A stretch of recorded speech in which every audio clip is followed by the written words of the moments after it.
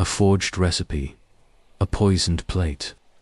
One guest didn't leave dinner alive. Welcome to Wolfe Mysteries, where I'm your host. Drop a comment where are you tuning in from today? Your words light up this shadowy path. Let's unravel the case. I've always said Nero Wolfe, the most sedentary genius I know, attracts trouble like a magnet without moving an inch. Tuesday began with a spat over oregano and ended with a weeping woman, a shattered deal, and a mysterious envelope that didn't smell like extortion but carried its weight. By the time Fritz served the linguine, I was half convinced we'd stumbled into a mess twistier than the pasta itself. It kicked off at 11:23 a.m. I remember because Wolfe had just branded the imported ricotta poultry, and Fritz was downstairs muttering in German about ditching the Tantino supplier. Then the doorbell rang. Wolfe didn't flinch, he never does, treating uninvited guests like bad wine, with contempt and no intention of engaging. I answered, as always. Part of the job, along with enough other tasks to make me wonder if Wolfe would be lost without me. He would. On the stoop stood a woman who looked like she'd just made a hard call and regretted it. Coppery hair, neat as a pin, expensive heels, and a handbag clutched like it once held dreams, not just lipstick. I need to see Nero Wolfe, she said, her voice cool but firm, the kind that expects to be heard. 10 minutes, no more. I stepped back, gave her a quick scan. She passed. 10 minutes is bold, I said. Wolfe once spent 12 refusing a peach, but if you're feeling lucky, come in. She shot me a look like I was a leaf cluttering her pristine path and followed me to the front room. I sat her down, laid out the rules. No shouting, no sudden moves, no offering Wolfe cash like it's a lure. Then I stepped into the office. Wolfe sat in his chair, eyes closed, fingers laced over his stomach, conducting some silent symphony. I briefed him, a woman with sharp shoes and a 10-minute pitch. He opened one eye, then both. Let her in. I brought her. Her name was Claudia Pastori, Coup of Valdoro Imports, a boutique food company dealing in Italian goods, oils, cheeses, flours, and their pride, artisanal fettuccine. Wolfe perked up, as he does when talk turns to food. She took the red chair, reserved for clients or suspects. Something's wrong with our signature product, she said. Our fettuccine was set for the Atoria Culinary Expo this weekend. 3 days ago, our quality control manager flagged a batch off texture, then flavor. Then the lab got involved. Wolfe frowned, the way a man might finding a fly in his bouillabaisse. I know sabotage when I see it. The batch was not only inferior, it was intentionally contaminated with low-grade semolina inside. Our company swapped the flour mix Wolfe made. A small disapproving grunt, the impiety of adulterating pastry, exceeded only by the idiocy of thinking it will go unnoticed. Claudia nodded. Exactly. We're about to finalize a deal with a massive grocery distributor. If they find out, they'll walk Ansimone. Inside wants that to happen. I need to know who I looked at. Wolfe's eyes were closed again, but his lips moved. Why not go to the police? He murmured. I can't prove it's a crime. Not yet. If I bring in the cops and it turns out to be a simple supply chain error. I look paranoid, and paranoid doesn't close deals. Wolfe opened his eyes again. You are not here because of mere business. Something in your voice suggests a deeper vexation. Claudia did flinch, but her knuckles tightened on her handbag 3 nights ago. She said slowly, our head of production, Carlo Detti, quit no notice, left an envelope on my desk with one word written on it, sorry. Inside was a single tag from A pasta shipment, it's not even from our supplier. I think Carlo found out something. I think he ran, that did it. Wolfe opened his eyes fully and his body shifted imperceptibly, but enough. He Watson. I tried not to sigh when Wolfe gets interested in a case. It means I don't get to have a normal week, but Claudia Torrey had struck just the right chord. Sabotage, culinary sacrilege, a missing man, and more importantly, a mystery that had planted itself in Wolfe's mind like a basil sprout in perfect soil. I will require the tag, Wolfe said, and a list of individuals with access to your flour inventory and production process names. Rolls histories, she nodded, already reaching into her bag. And Archie, he said, without looking at me, you will accompany Miss Pasta back to her office. Observe, ask, smell. I raised an eyebrow. Smell if inferior. Semolina has been used, he said, with distaste. Even you should be able to detect the crime, and just like that we were off, all because someone had dared to betray the sacred bond between man and his pasta. You'd think people would have learned by now. If you step into the brownstone and try to serve Nero Wolfe Afrod dressed as fettuccine, you'd better pray he's not hungry. Claudia Teresiphus was exactly what I expected. From a woman who wore tailored heels to deliver bad news, sleek, glassy, and with kind of espresso machine that looked like it required a license, her assistant was a polite slab of granite named Ethan, who offered me a cappuccino I didn't ask for, and handed over a folder with the name Donetti scribbled on the tab Carlos personnel file. Claudia said as she perched on the faux edge of her desk. And the tag he left behind. I flipped through the file first. Donette had been with Valdoro for 7 years, Italian bee, born, trained in Bologna.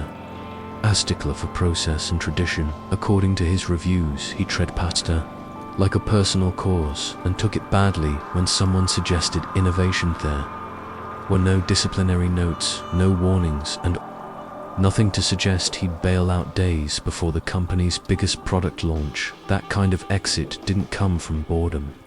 It came from fear or guilt. The tag was unremarkable at first glance. Standard shipping slip, beige, with black print listing. Flour weights, batch numbers, and the name Malini Vital, a mill. I'd never heard of this. Isn't one of yours? I asked. She shook her head. Never used them. We source from Grano Supreo, a Sicilian mill. Carlo vouched for this one's cheaper, mass market. So this came from someone else's shipment, or someone inside forged a supplier switch without telling me which was just what. I needed 2 mysteries for the price of one. I glanced at the clock. It was coming up on 1. Wolfe would be prepping for lunch, which meant I had about 40 minutes before he'd been reachable, unless the building was on fire. I slid the tag into my notebook, gave Claudia a nod, and told her I'd be in touch. Then I headed downstairs to where the magic or the fraud was buying cooked veld. Production floor was clean, modern, and loud stainless steel mixers, churned with the bored energy of machines, doing exactly what they'd done for months. Workers inherits. Move trays of freshly rolled fettuccine from station to station. I found the head of quality control, an angular woman named Laurie, with a voice like a metronome, and asked her to show me the contaminated batch. It's not unsafe, she said, as she pulled back the lid on one of the tubs, but taste it. I did. The noodles were firm, maybe too firm, and the flavor had the dull papery texture of grocery store pasta, trying to fake heritage. Nothing that would poison you, but it wouldn't win any exposure. Could this be an accident? I sketch looked insulted. No, every batch has a traceability code. I tracked this one to inventory and found the switch. 2 bags of semolina, different lot numbers, different grind. One was ours, the other wasn't, and she motioned for me to follow her to the dry storage room. On the top shelf were 2 identical bags, same logo, same weight, but the code stamped on one didn't match. Valdoro's procurement log. I took a photo and jotted the number schooled. Someone outside have tampered with this unlikely, only 3 people. Havocky's me, Claudia, and Victor Martin, the floor supervisor. I made a note that made Victor, our first potential trespasser, back upstairs. Claudia was reviewing invoices. When I walked in, I handed her the bag photo and the supplier code, know the name. I asked her, brow furrow, wed Moline Vitali. Again, it doesn't make sense that Mill hasn't come up in any orders. I've signed. I asked her to pull all purchasing logs for the last 6 weeks and skimmed through them. It didn't take long here, I said, tapping a line entry shipment log. 2 Fridays ago, £500. Butits listed under a discretionary testing fund, signed by Victor. She froze. It doesn't have that authority. I raised my eyebrows. He thought he did. Before she could reply, Ethan stepped in, murmured something, and handed her a small parcel wrapped in brown paper. What's this? I asked. It came in the mail this morning. No return address, just my name on the label. She opened it carefully and sideways. A single vacuum-sealed package of fettuccine. The same product sabotaged earlier, but this one had a small note tucked under the plastic. This is how it's supposed to taste. We both stared at it. Someone's playing games, I said, or sending a warning. She replied. I took the package, flipped it over, and spotted another tag tucked under the seal. The supplier was listed, Malini Vitali again, but with a notation special order for PS. The initials didn't match anyone. We discussed. I left the office 10 minutes later with a folder full of shipping slips. A photograph of 2 semolina bags, a pasta package I didn't dare eat, and a mental list of names I planned to chase down before dinner. First on the list, Victor Martin, who had a habit of signing for things that weren't his. To sign, scanned a background check on Malini. Vital. Third, asking Saul Panzer if thine initials P's rang any bells. By the time I got back to the brownstone, Wolfe was already at the table, halfway through a plate of VE and greens. I have notes, I said, as I sat down. Thieverdance. Later, he replied. Food, now treachery, after. I knew better than talk, but as I sat down, I couldn't shake the feeling that someone out there wasn't just trying to ruin a company, were trying to rewrite a recipe, one ingredient at a time. I gave Wolfe Theron down right after lunch, which, in his world, is the most tolerable time to interrupt the digestion of VE. He listened with his eyes closed, as if I were reciting a weather report he had already predicted the night before. Gave him everything: Claudia's suspicion, Carlo Donetti's disappearance, Victor Martin's creative signing habits, the mysterious pasta parcel, and the notes. P.S. Malini, Vital, he murmured, the words sounding like a sin rolling off his tongue. A disgraceful outfit, mass production, disguised as tradition. That Wolfe already knew the mill's reputation didn't surprise me. What did surprise Mawus? How quickly he made the next leap. This is not merely a matter of sabotage, he said, his eyes opening slowly. It is a matter of identity. Someone is attempting to replace authenticity with counterfeit Nate for gain. Alone, but for principle or vengeance. That sounded a little poetic for a flower switch, but I've learned to trust Wolfe's instincts, even when they wear capes. I want you, he said, to speak with Mr. Martin. Take the offensive, make him defend himself loudly. I said, anyone who tries to sneak bulk flour past Wolfe deserves to sweat a little. Wolfe tapped his fingers together. Ask him about Donetti. Push gently, then hard.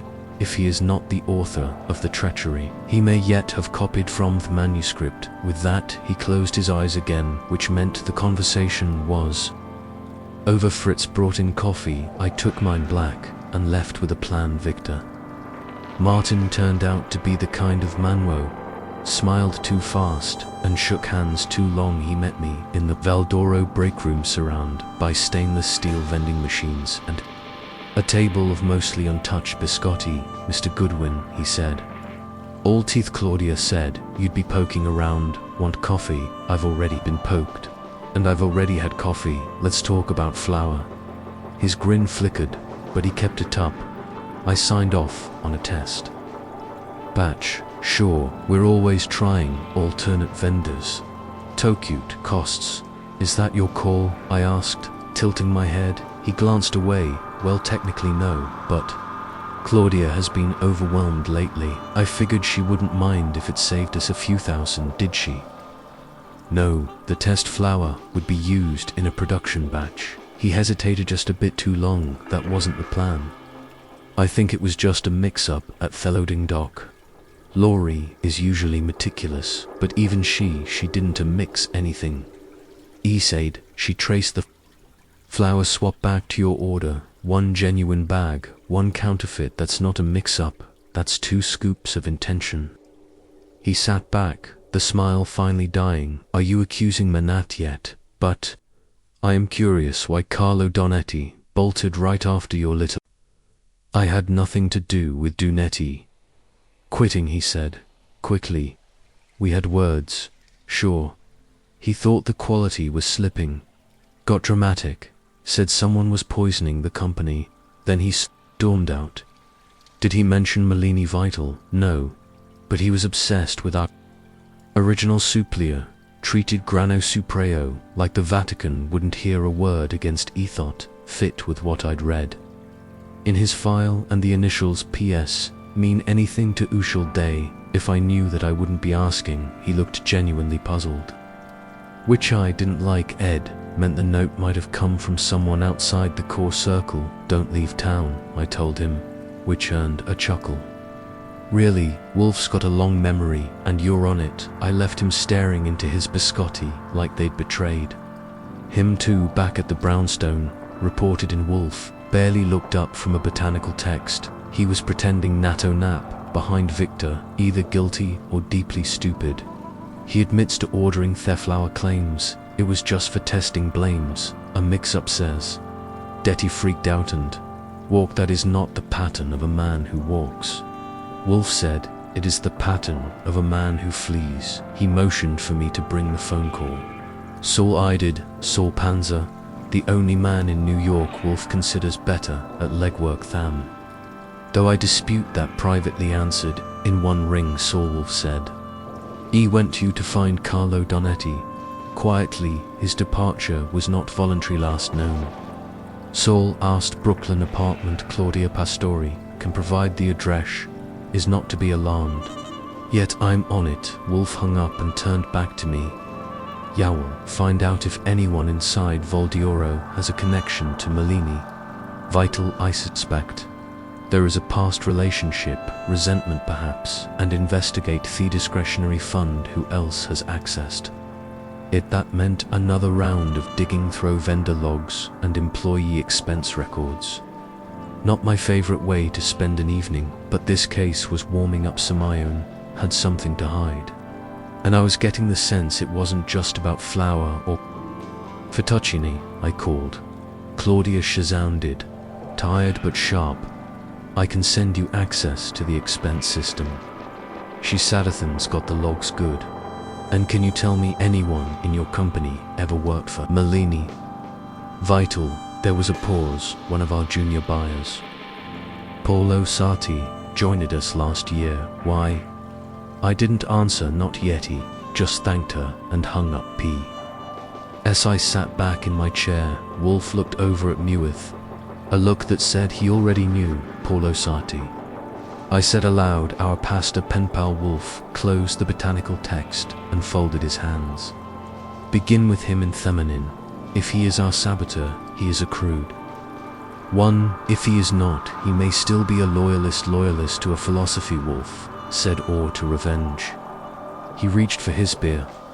I poured mine. The evening slid into silence except for the hum of thought settling into place. Someone had taken a grudge and turned it into a recipe. Wolfe willed find out who. My job was just to stir the pot until they bubbled up. The next morning started with Fritz's sourdough toast, which almost made up for the fact that I had to be out the door before Wolfe's first orchid inspection.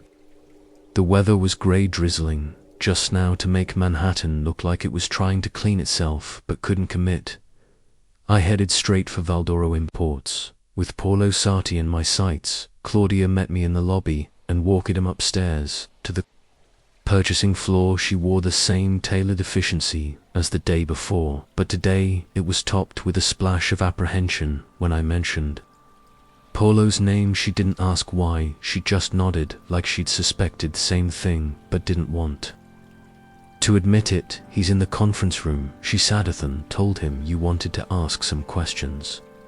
He thinks it's about supplier vetting. Perfect. Paulo Sarti looked like a kind of guy who paid attention to hair product labels and judged people by their shoes. Late 20s, slim sharp tie, wind eye. Stepped into the room. He stood and gave me a handshake that was probably practiced in a mirror. Mr. Goodwin, pleasure. I've heard you're working with Miss Pasta on the ingredient issue. That's right, I said, taking the seat across from him. We're interested in any vendor irregularities. You handled some of the discretionary writing. Purchase is correct. Some, he said. Victor signs off, but I do the initial research. We sample from outside suppliers now and then. Compare quality pricing, shipping times, standard practice and procurement. I flipped open my notebook, made a show-off checking something. Malini Vitali, you sourced them? Yes. They offered a good rate and claimed comparable grind size. I never approved their product for final production. You worked there, didn't you, before Valdoro? That made him blink just once. I did briefly. I was an analyst in their export department 2 years ago, left for better prospects. Why didn't you? Saw Claudia. He gave a tight smile. It wasn't relevant. I left on good terms. Funny. We found a package of pasta sent anonymously to Claudia labeled as Michelin-starred, but tagged with your initials PA care to explain that his mouth tightened. Ed thought, wasn't from me. I haven't sent anything anonymously, and I wouldn't use that mill's name if I had. Their not look. They cut corners. It's why I left, yet you recommended them for testing, for comparison, not sabotage. You didn't think it might raise eyebrows that your old employer suddenly showed up in the supply chain. He hesitated. I didn't expect Victor to push it into production, so Paula was throwing Victor under the proverbial food truck, which wasn't surprising, but it was also too clean, too prepared. Where were you the day Donetti quit? He looked surprised. Here all day. I had 3 meetings, 2 of them with him. Did you argue? He gave a short laugh. Argue? No, wasn't the type. Disdainful, sure, passive-aggressive. Thought anyone under 40 was a culinary heretic. So he didn't confide in you. Why would he? I was one of 2 new guys, and in his mind the enemy. I closed the notebook and leaned in. If I find out you had any contact with Detty outside of work, emails, calls, burner pigeons, Wolfe will bury you in subpoenas faster than you can spell. Finally cracked the surface. Sarti shifted in his chair. I got one call. Hesed. 3 days before Detty disappeared. He asked if I'd seen a shipping invoice, about a duplicate lot number. I told him I hadn't. He hung up. And that's it. Yes, I stood. Don't leave town, Sand. If you get any more ideas about reinventing pasta, write a blog. Don't tamper with the real thing. I stepped out and found Claudia waiting by the elevators. He's lying, she said quietly. I agree. Buzz not leading the dance, he's following. She glanced at the elevator panel. What now? Now, I visit a mill. Malini Vital was located in a sleepy industrial strip in Queens, near a railroad spur and an abandoned bakery. Still smelled faintly of yeast. Their front office had the ambience of a doctor's waiting room that had given up on magazines. A middle-aged man with a mustache and deep bags under his eyes introduced himself as Sergio Vitali. I'm not doing anything illegal, he said before I'd even sat down. That's always a great start, just trying to figure out why your product wound up in a batch of Remy pasta without the people paying for it knowing. He exhaled. Look, we got an order from a New York buyer to Weeks ago, routine stuff we shipped to pallets. Who was the buyer? He consulted a clipboard. Valdoro Imports. I arched a brow name on the order, Victor Martin. And who paid? He flipped the page card on file. Party. I sat back, so Victor made the order, and Paulo paid for it, that's what it says. Did either of them mention what it was for? Sergio scratched his jaw. Just said it was for internal testing, blind comparison. I think weareth words. I thanked him and left my head full of things that didn't quite click, but almost did by the time I made it back to the brownstone. Wolfe was in the plant room with Theodore. I waited precisely 7 minutes, then barged in. Wolfe raised an eyebrow, but said nothing. They both did it. I said, Paulo ordered Thefloar Victor. Signed off, but the money trail loops back to Paulo. He's the architect. Victor's the muscle. Wolfe stepped away from an orchid, like it had told him a secret. Then they are not equals. One leads. Donetti tried to blow the whistle. Someone probably intercepted him. Then we must find Donetti. He holds the key. Just then the phone rang. I picked it up. It was Saul. He found him, he said. He's alive, hiding in a friend's apartment in Jersey City. Wants to talk. He said he knew someone would come. I relayed the message to Wolfe. Hawk lost his eyes. At last he murmured, final strand. And I knew tomorrow everything was going to boil over. I took Hudson Line across to Jersey City the next morning, armed with a burner phone, a spare notebook, and Wolfe's precise instructions: do not push him, let him confess at his own pace. If he bolts, we may lose the narrative. Wolfe speaks like his sentences come from a library shelf, alphabetisender, D for deduction, but the meaning was clear. Donetti was skittish and throng.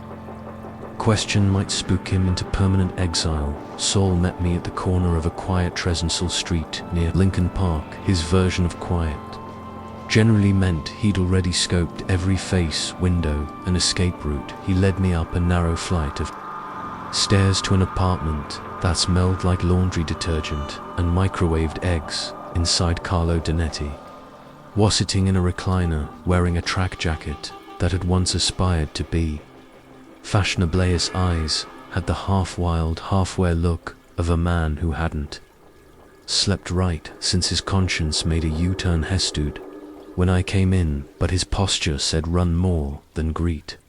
I'm never to drag you back. I said, Wolfe wants answers, that's all. He gave Saul a look, and Saul nodded once. That seemed to be enough. I knew someone would come. Donetti said in a low, almost apologetic tone, it was only a matter of time. He gestured to the chair opposite his and sat down heavily, as if surrendering to gravity and guilt at once. I didn't plan to leave, he began, but when I found the duplicate tag, I knew what they were doing, and I knew I couldn't stop them from inside, they being Victor Martin and Paulo Sarti. I said. He nodded. Sarti came in 6 months ago, young, confident, to smooth. I didn't trust him. Then flower samples started appearing without my approval. Different smell, different texture. I checked thickens. Some bags matched, others didn't. Then I saw a shipment tagged with Grano Suprio's logo, but it wasn't there. Flour. I called their rep. He swore they hadn't sent anything that week. He paused to rub a hand over his face. That's when I knew Samine was introducing outside product and disguising it as ours. Replacing premium flour with mass market stock. The pasta looked the same. Tasted closer now, but it wasn't right, you think. It was for profit. He shook his head. That is part. I couldn't figure out if it was just about money. They could have skimmed off vendor kickbacks, but this was different. It was like they were making a point. I thought of Wolfe's comment. A matter of identity. He'd smelled it days ago. I confronted Victor. Detti continued, laughed, said I was stuck in the past, called me a romantic purist. I told Claudia, but she thought I was exaggerating. Then I confronted Paulo. He looked at me like I was a child.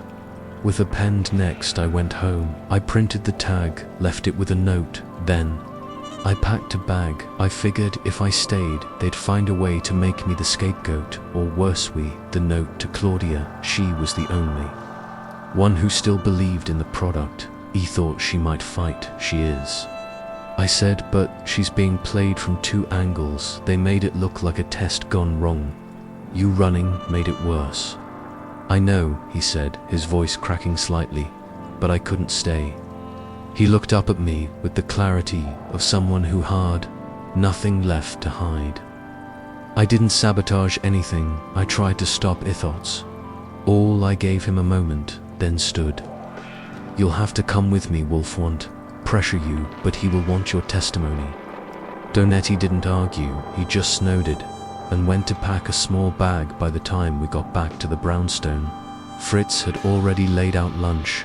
Braised rabbit with rosemary, polenta. Wolfe was waiting in the office, of course, seated like an emperor, expecting a report from the battlefield. Donetti entered quietly, removed his coat, and took the chair.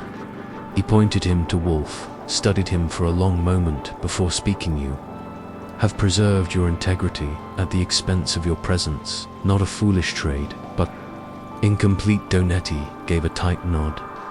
I told Goodwin everything. Indeed. Wolfe leaned forward slightly.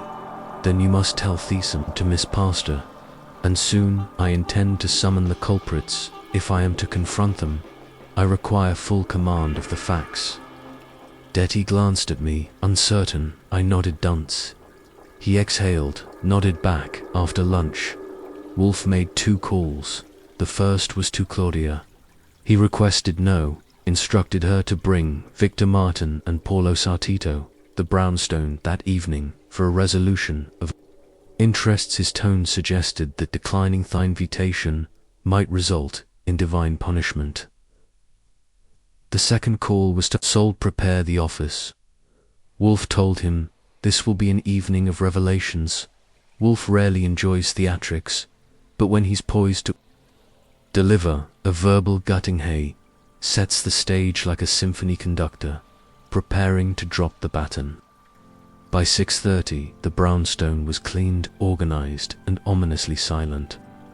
Claudia roved first, her expression unreadable but composed, then Victor and Paulo followed separately, of course, each escorted to a waiting chair, each unaware of that the other had accepted the same summons. Donetti remained out of sight in the front room, per Wolfe's instructions. Fritz served no drinks. This wasn't a social event. This was a reckoning. Wolfe sat, fingers steepled, eyeshell flitted, but unblinking. Miss Pastor, he said, you were present as both victim and witness. What you hear may confirm your suspicions or deepen your disappointment. She nodded. Mr. Martin, Mr. Sarti, you are here because of a conspiracy. It began as commerce, evolved into deceit, and ended in betrayal. Sarti started to interrupt. Wolfe raised a hand. You will speak when I permit it now. The facts. Mr. Sarti, a former employee of Mellini Vitali, reintroduced its inferior flour into Valdoro's operations, disguised as premium stock. Mr. Martin, you facilitated the shipment under discretionary authority you did not possess. The deception was layer duplicate shipping codes, falsified tags, and strategic ambiguity. He turned his gaze on Victor. Why? Because you believed Detty was outdated, his fidelity to purity threatened. Your plans then to Paulo, and you believed, in replacement, that Amadorn palette would accept a substitute, provided the package bore an authentic name. Sarti leaned forward. It wasn't about money, it was about progress. You want Valdoro to scale, you need consistent, cheaper supply. I was trying to prove it could be done. Wolfe's lip curled in something approaching disgust. You tried to prove a philosophy by defacing a principle. Claudia stood. Her voice was sharp and cold. You altered the product, lied to me, risked our entire reputation. And you did it under the guise of efficiency. Martin looked at Sarti. Sarti looked at these shoes. Wolfe sat back. The sabotage was not an accident, it was a declaration. undermined, a legacy in pursuit of a market that is a moral failure, not a logistical one. He paused. I suggest, Miss Pastor, that you dismiss them both quietly, without scandal. They are not worth the ink of litigation. She nodded. Jow, set Donetti, will return, Wolfe added. If he chooses. Carlo stepped into the room, then face pale, but steady. Claudia met his eyes for a long moment. Nothing was said. Then she walked over and took his hand. Wolfe rose. That was the cue. Very own stood. The matter, at last, was settled. Dinner was served at 8. Wolfe didn't speak for 20 minutes. Then, as he reached for another glass of Burgundy, he said, in matters of flavor, as in character, compromise is often a polite form of corruption.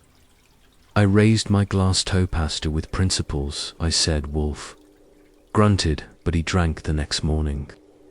Brownstone felt restored, quiet, ordered, and fragrant, with Fritz's almond croissants.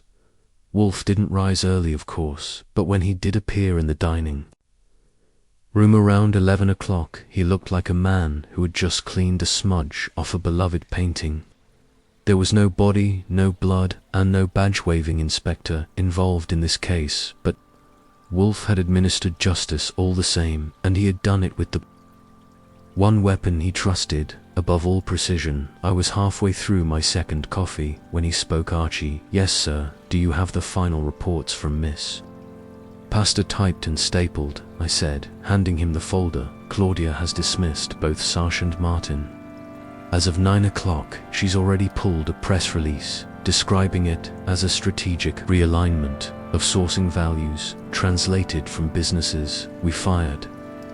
The fakes. Wolfe nodded, without looking up, and Detty, reinstated this morning with a raise, shackled him. The conscience of our kitchen, you'd have liked it. He gave a grunt of approval that might have passed for a chuckle. If you knew him well enough. I also got a call from Saul, I added. Hesed Sartes, already trying to position himself at another import company in Brooklyn. If the name Malini Vital comes up again, Saul's keeping an eye on it. Let them chase volume. Wolfe muttered. Thewald will always find ways to manufacture mediocrity. I sipped my coffee. You know, there's one part that still doesn't add up. Wolfe raised an eyebrow. Which? Why Thenemus pasta package, I said. Sarti already had the flour swap in play. Why Mel? Claudia, a sample tagged with his own initials. That's not sabotage, that's advertising. Wolfe leaned back, because Hebel in the deception, and he wanted her to believe in it, to a true believer, who he closed his eyes.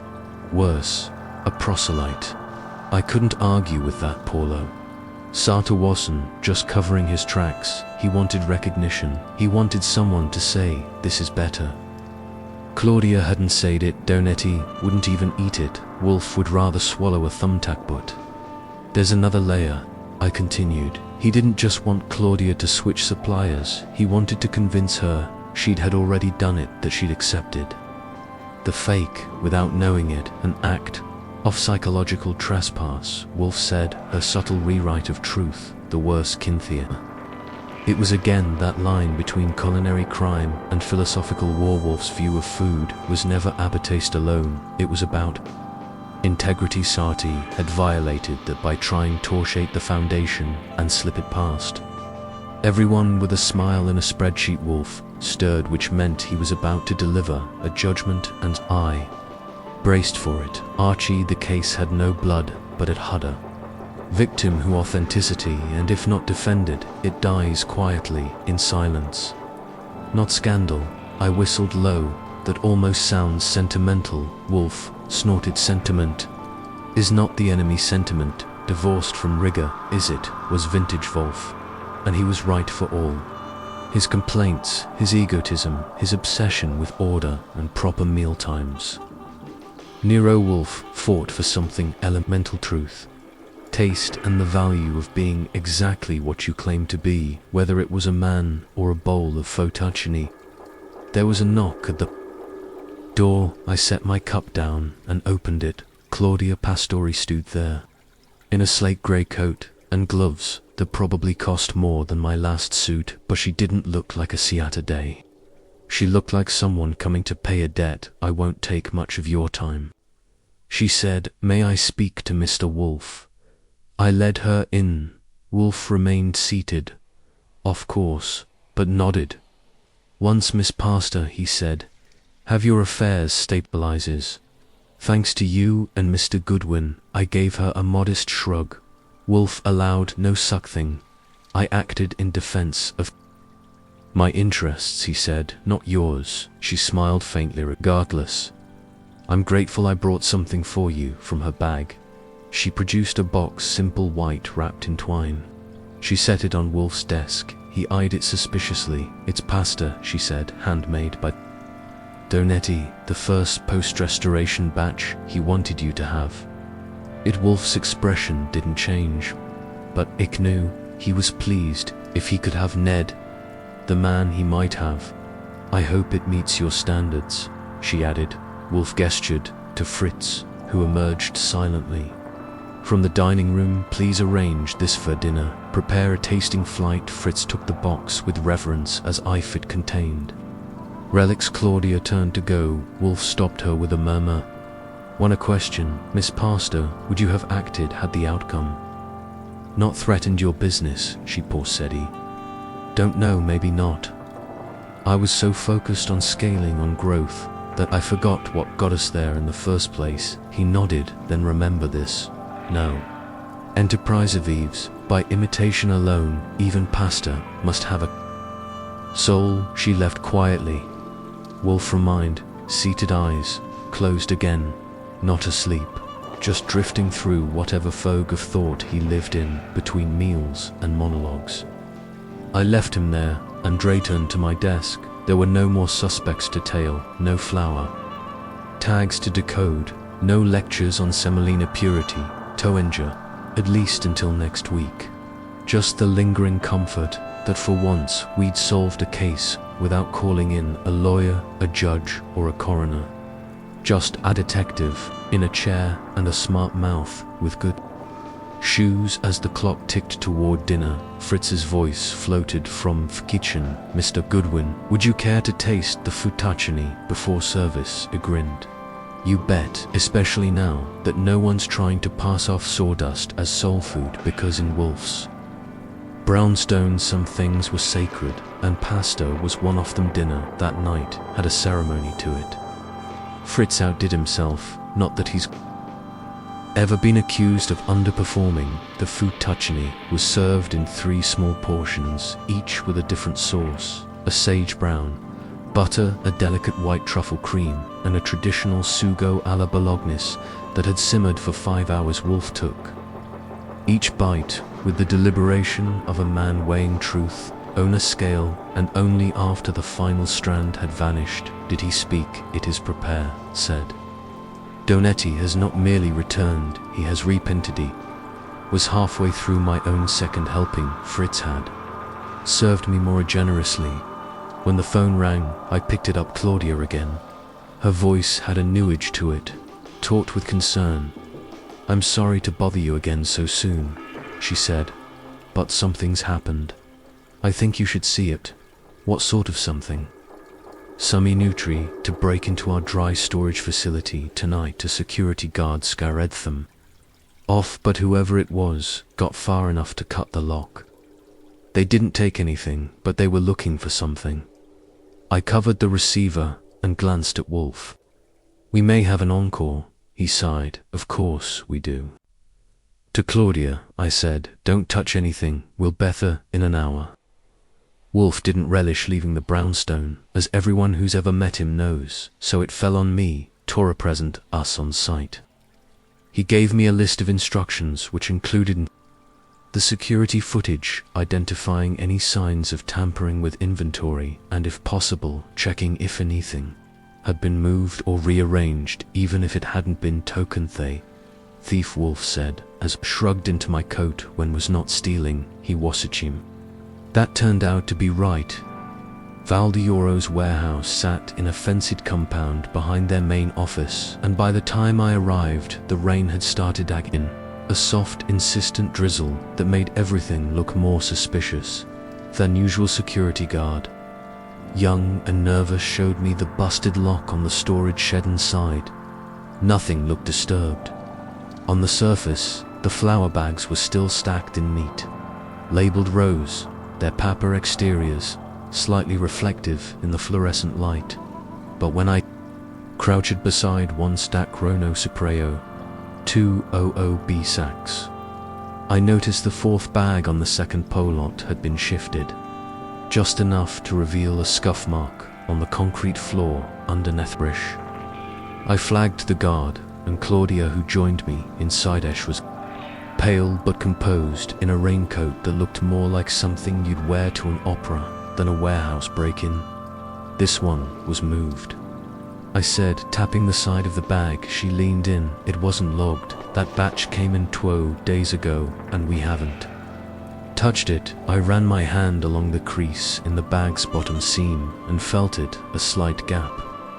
I pulled it open, and out came something that should never have been there. A manila envelope sealed with a strip of duct tape and marked with a single letter D. Inside was a sheath of printed emails, dozens of them, most from Sati, some forwarded to Victor. They were time-stamped over the last 4 months, and they read like a conspiracy playbook. Vendor manipulation, fake invoices, forged QA reports. It wasn't just the flour swap. They had falsified cost analyses to make Granos Supreo look overpriced, hoping to phase them out altogether. And worse, some of the emails reference external partners, other companies. They weren't just planning sabotage, they were building a network. I flipped to the final email. It was from a week ago. Subtito. Martin Donetti suspects he saw the batch tags I planted. The replacement Lotif he pushes too hard. We can make it look like he messed up the inventory system.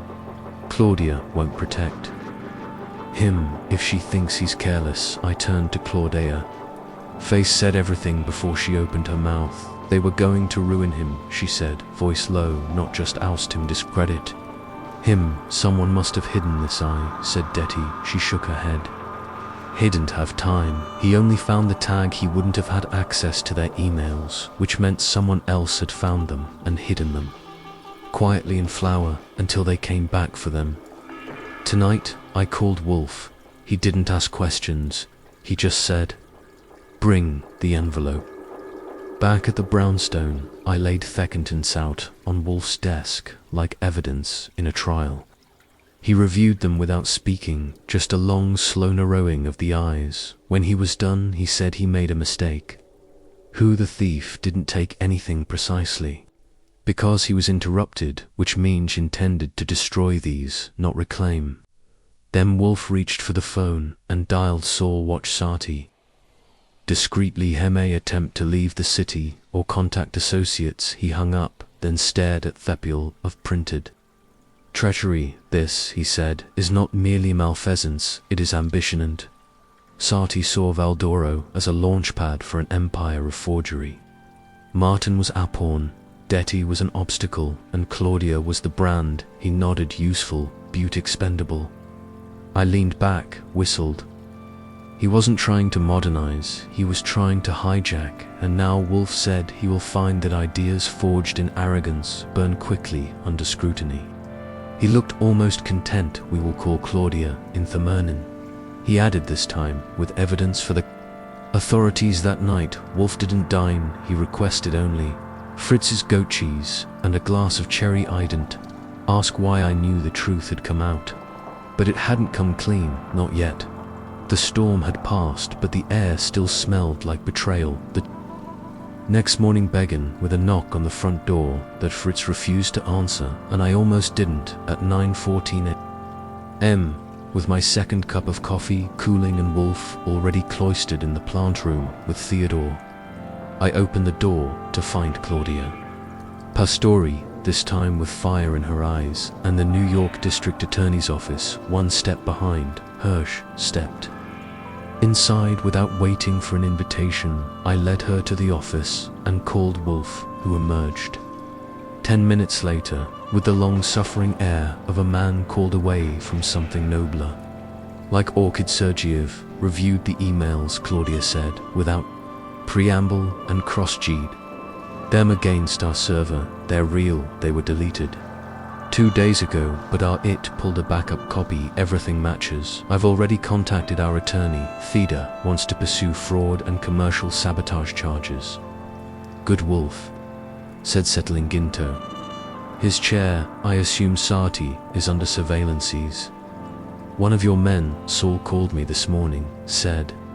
Sati made a purchase for Aonway, train ticket to Chicago, that was all I needed. Did he use his name? I no, but he paid with a card tied to a Shell LLC he set up during his time at Malini. Vital, our finance team just confirmed it. Wolfe allowed himself a faint smile. He wanted to disappear. But not uncomfortably. Claudia glanced toward the envelope still on Wolfe's desk. He came back for the documents, because he knew if they surfaced he was finished. But what I don't understand is why hide them in the flour to frame Detty, Wolfe said, or at least to leave the possibility open. I leaned forward. You think Sati planted the documents in Thua House himself? Not exactly, Wolfe replied. He likely gathered him to Martin to destroy Martin. A man not entirely stupid feared the risk, hid them instead, perhaps for leverage. A future insurance policy. Claudia exhaled. Victor, of course, he wasn't the driver, but he was smart enough to hedge his bet. Indeed, Wolfe said, the theft last night was not to recover evidence Sati had hidden, but to retrieve what Martin had concealed from him. So Sati was stealing from his co-conspirator. Like all poor partnerships, Wolfe said. Dry lithis. 1 decade at the moment of exposure. She sat back, absorbing it. Wuthapans now. She asked you testify, Wolfe said. You cooperate with the Daleth law, do what it was designed to do. The courts will handle the criminal side. And the rest, she asked Therist. Wolfe said, is yours. She nodded slowly. Detty, staying on, I've already offered him a seat on our board. We're doing a full audit of our supplier network, and we're pulling out of Thexpo this year. Wise, we need to earn back the trust not just of buyers but of foreselves. Wolfe raised an eyebrow, an admirable sentiment. She stood. Thank you, Mr. Wolfe, and you, Mr. Goodwin. I gave a little salute. Next time just knock with biscotti. She managed to smile, then left. Wolfe rose and moved to the Globe bar. He poured 2 fingers of yellow chartreuse, a rare choice for him before noon. Anne turned to me. We are done. I raised my eyebrows. No final philosophical jab, no musing on truth and treachery. He eyed me over the rim of the glass. I have no appetite for preaching. Today the evidence did enough talking. He sipped. I poured my own coffee. Silence returneth way. It always did once a case was closed and justice, formal or informal, had been served. And yet there was a detail still nagging me. I pulled the folder back onto the desk and flipped through the email transcripts. Again, they're tucked between the lines. Often the memos and payment logs was something we hadn't focused on. A forward from Sati to someone outside Valduro. The recipient line had been redacted in print, but the subject line caught my eye. Proposal for replication, pilot, run request, Il Filodoro, project. I read it 3 times. Wolfe. He didn't look up what he think. Sati's ambitions went further than just sabotaging Valdoro. He was a copycat. Brant. Wolfe turned slowly. Explain. I held up the email. Look, this wasn't just about inserting bad flour into the mix. He was planning to build a parallel label, one that mimicked Valdo's original product, the Il Filodoro project Golden Thread. He wasn't just hijacking the company, he was cloning it. Wolfe's expression darkened. A shadow enterprise fed by sabotage, sustained by illusion. Yep. I said, and he almost got away with it. Wolfe closed his eyes. Then this was not merely an act of betrayal. It was an attempt at replacement. I nodded. that he said is thepurus blasphemy. I let that hang there, the kind of judgment you can't argue with. Wolfe hated liars, yes, but he reserved his greatest eye for impersonators, those who took something and tried to repackage it under false terms, whether it was a knockoff bottle of Burgundy, a fake truffle, or a corrupted recipe parading as tradition. It was the kind of offense that made Wolfe speak in damnation. We spent the rest of the morning quietly retired to the plant rooms. I typed up the last of my notes and cleaned out the case folder by 3 o'clock. It was labeled, boxed and shelved. Case Fettuccine, fraud at 5 Fritz. Served zuppa detti with garlic rustine and a side of marinated olives. Wolfe ate in silence, but as the meal ended, he lifted his glass. This was a clean ending, he said. I raised Minitha. Rare, he nodded, and that makes them all the more pre-shows. Drank outside. The rain had stopped inside. The brownstone was warm again, the way always is when the case is closed, the lies exposed, and dinner served as it's hold. Be honest, simple, and exact. By the next morning, the case was officially closed in every way that mattered. Sati had been picked up on the platform at Penn Station, suitcase in hand and ticket in pocket. Saul relayed it to me over the phone while I was buttering a muffin, and I passed the news to Wolfe as he sat at the breakfast table, staring with faint disdain at an overripe pear Fritz hadn't had the heart to throw out. Caught mid-flight, I said, Saul said.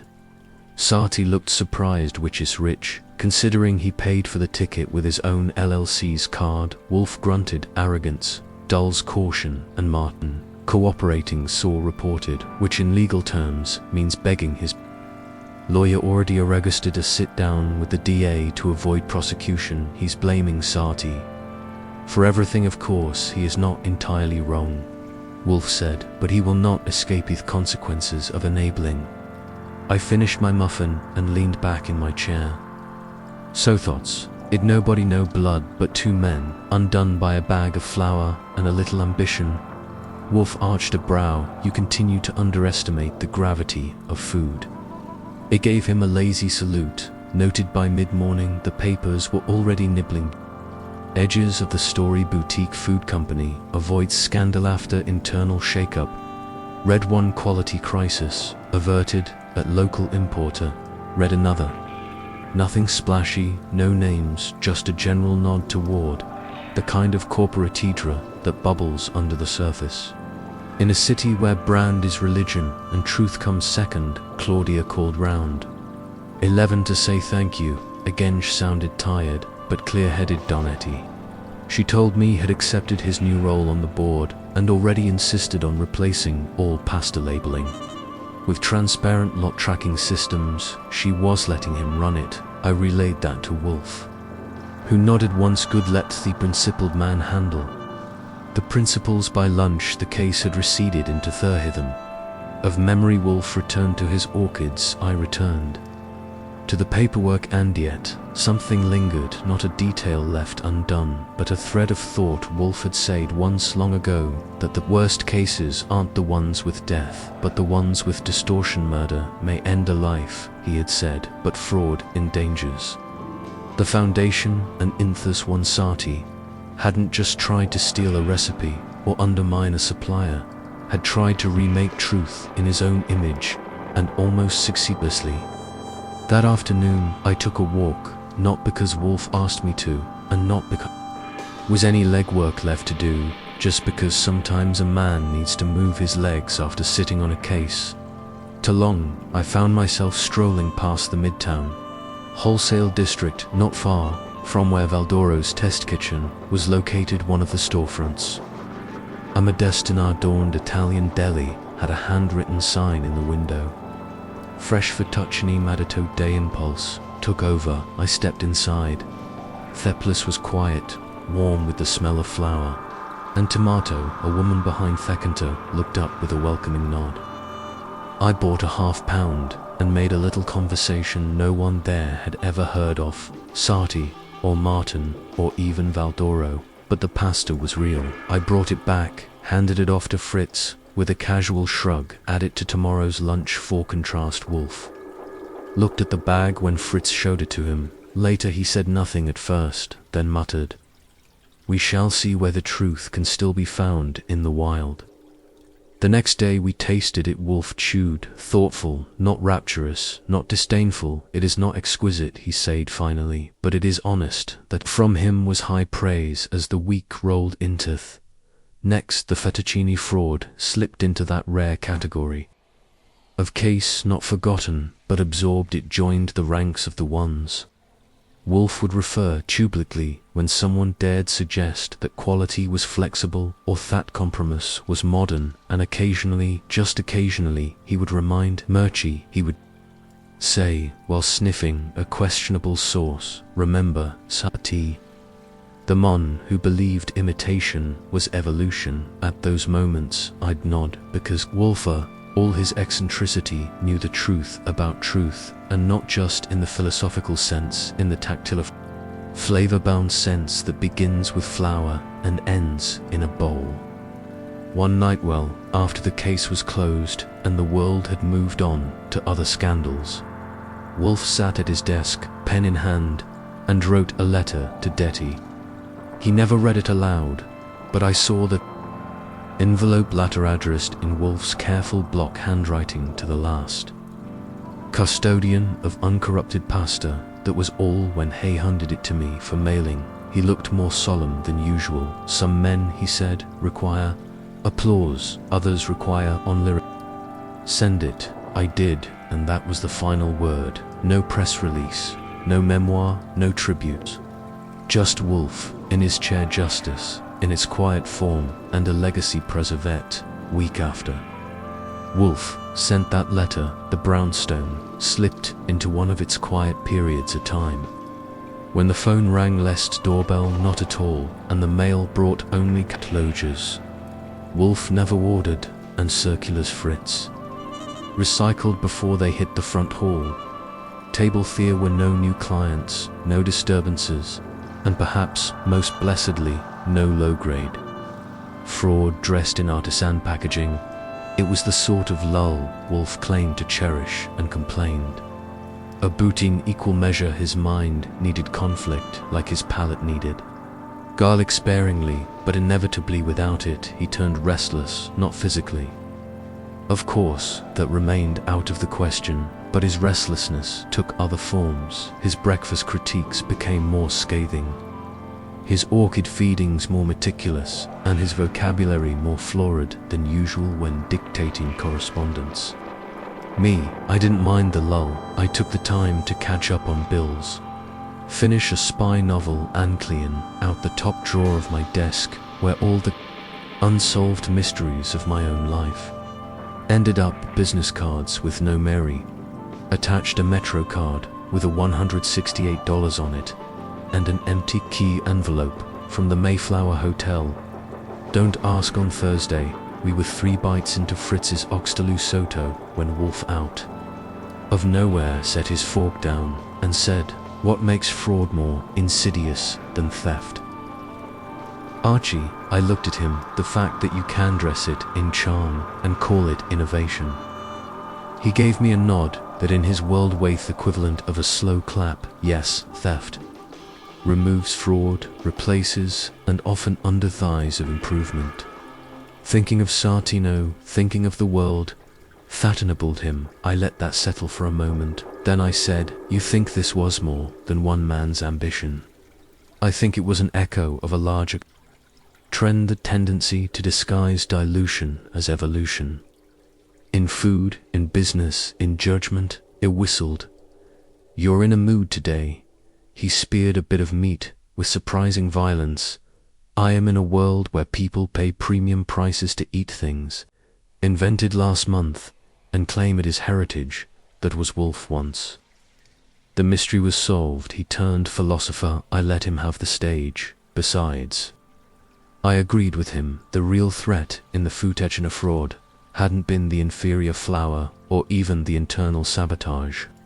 It was the idea that someone could replace the real thing with something close and call it better. That evening, Claudia Tori sent over a final thank you, a handwritten note rare these days, and 2 bottles of Barrow from a vineyard. Donetti had once described a soulful wolf, read the note at Weiss, then instructed me to file it, not discard it. That was another rare. Even he had me write a short reply on his behalf, expressing gratification that treason had prevailed and confidence in the restoration of culinary rectitude. That was Wolfe, for good work, don't mess it up again. I mailed it the next morning. Few days later, Donetti himself called. Wolfe didn't usually accept personal calls from former clients or peripheral parties.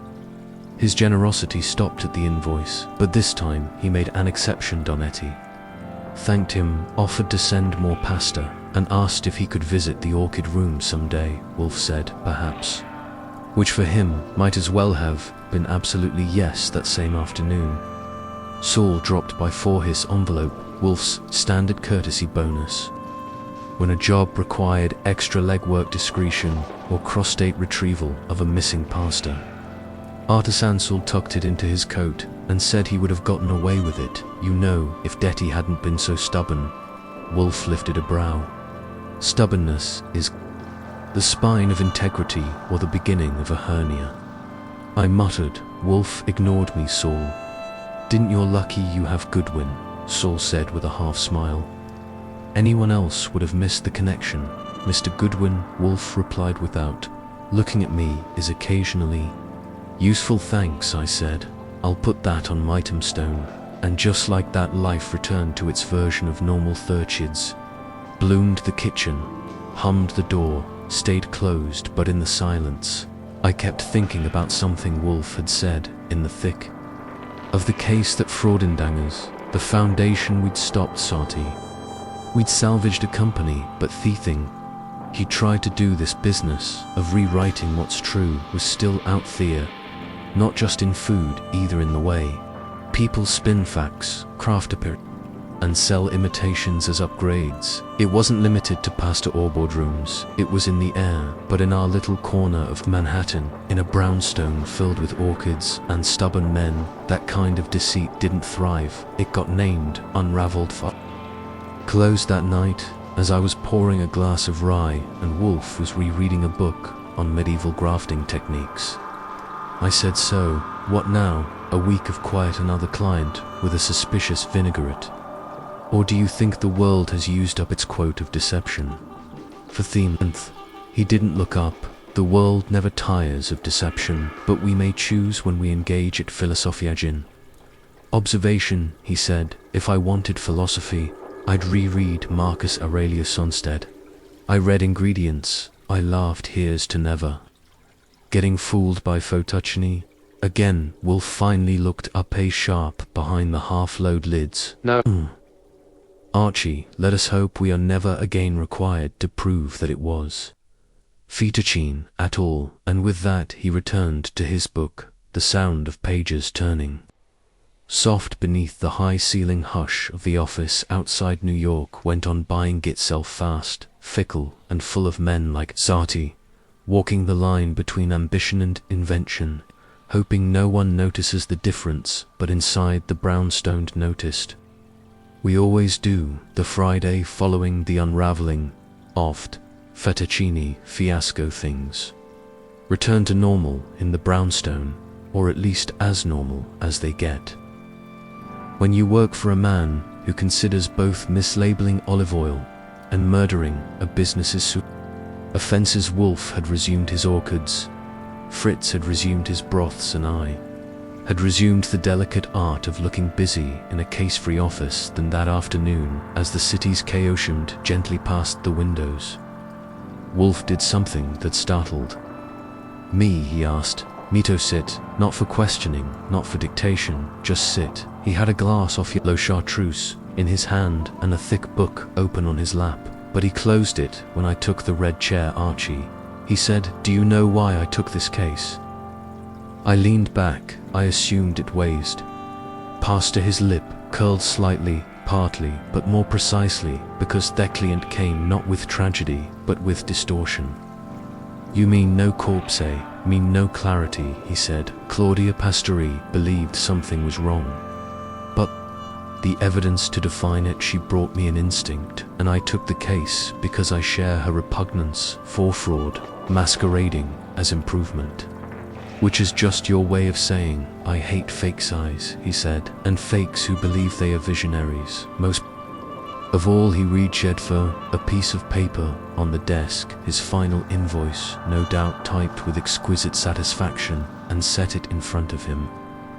Sati was not a criminal in the common sense. He was worse. He sought to construct a system where authenticity became irrelevant, where the story of the product outdid the substance, and Victor Wolfe's nostrils flared slightly, a sure sign of disdain.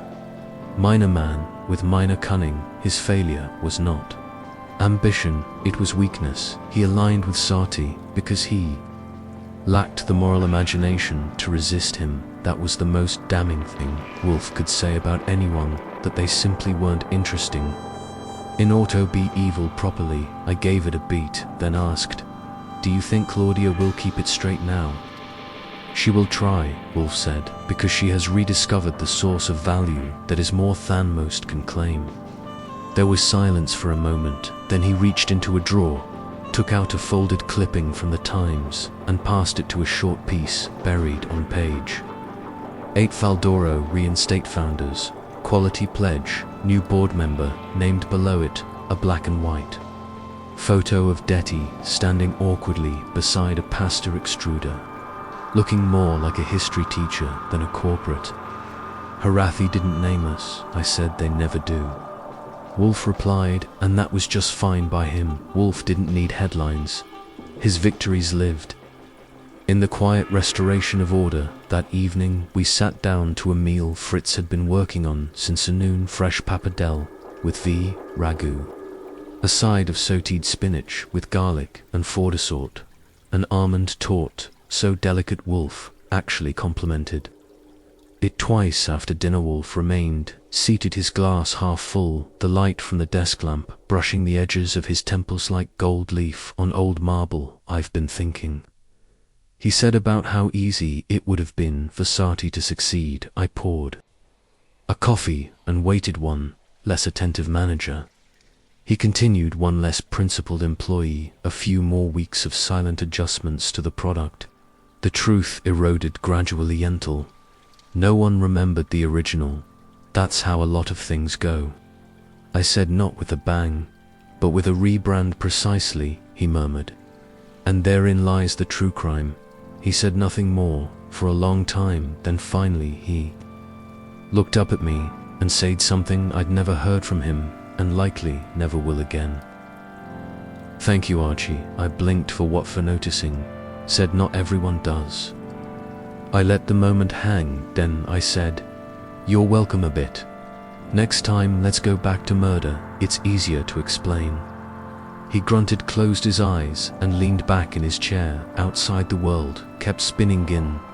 Sighed. Nero Wolfe sat in his office, full at peace and utterly victorious, and me, I wrote it all down, because one day, someone's going to forget what real fettuccine tastes like.